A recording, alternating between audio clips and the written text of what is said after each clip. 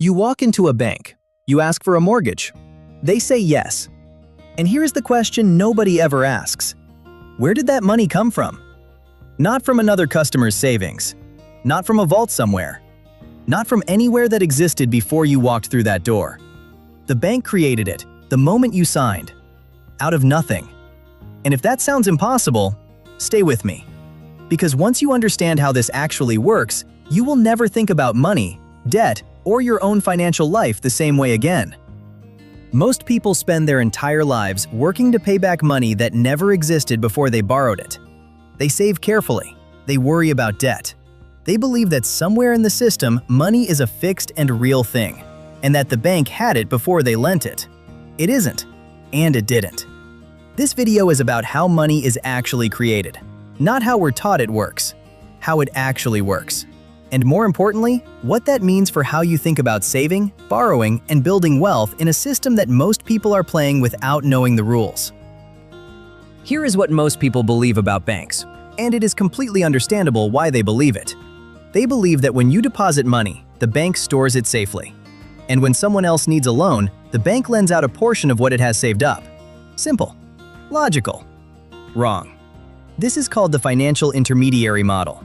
The bank as a middleman between savers and borrowers. It is taught in schools.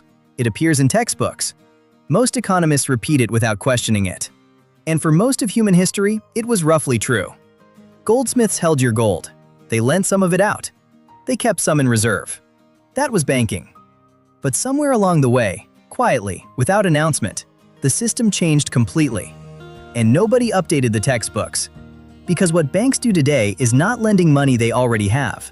What banks do today is something far stranger and far more powerful.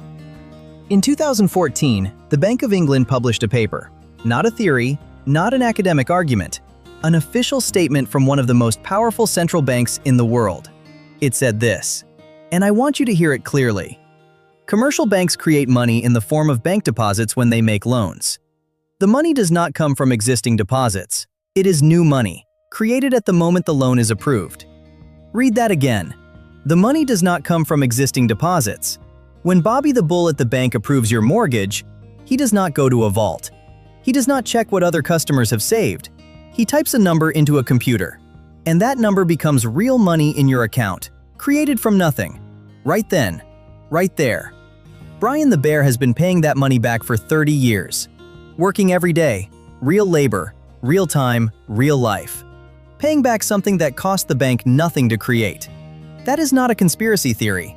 That is the Bank of England, in writing. So how does it work exactly?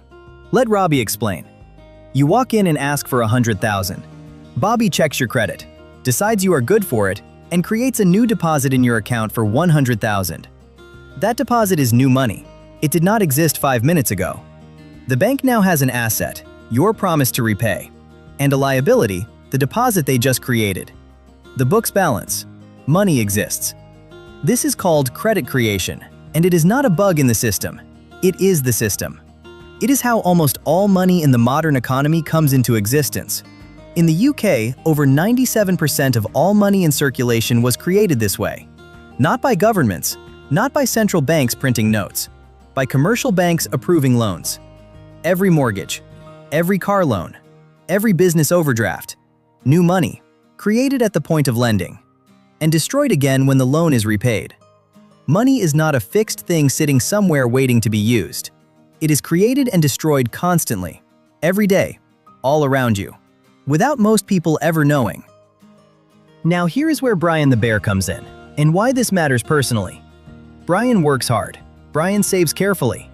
Brian believes that if he is responsible with money, puts a bit away every month, avoids unnecessary debt, pays his mortgage on time, he is playing the game correctly. And he is, within the rules he has been given. But here's what Brian was never told. The interest Brian pays on his mortgage, that is real money, earned by real labor, real hours of his real life, paid back to a bank that created the original loan for nothing. The bank did not save up that $100,000 before Brian arrived. It created it when Brian asked. But the interest Brian pays is drawn from money that already exists in the economy. Money that someone earned. Real value extracted from real work.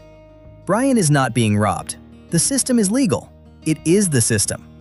But understanding it changes something. It changes how you think about debt. It changes how you think about saving.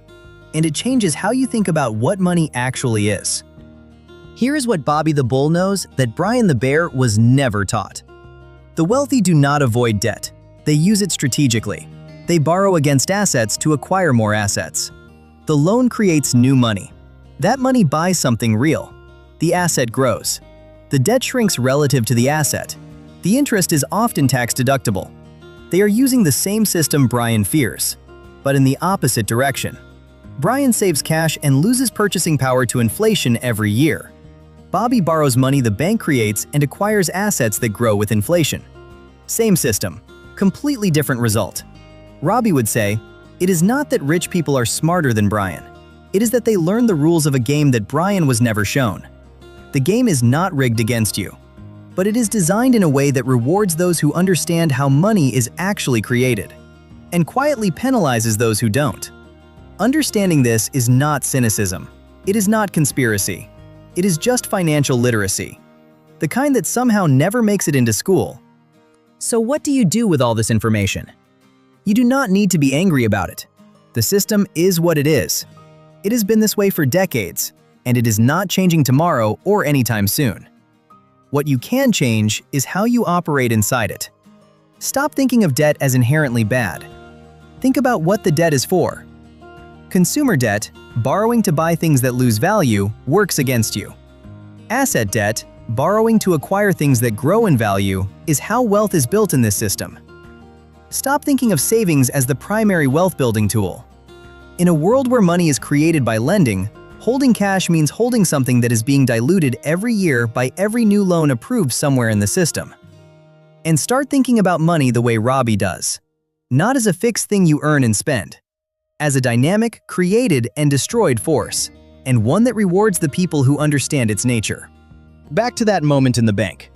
You sign, Bobby types a number. Money appears. It always worked this way. You just didn't know. And now you do. Which means you can start asking different questions. Not how do I earn more money, but how does money actually work? And how do I position myself inside that reality? The Bank of England told us the truth in 2014.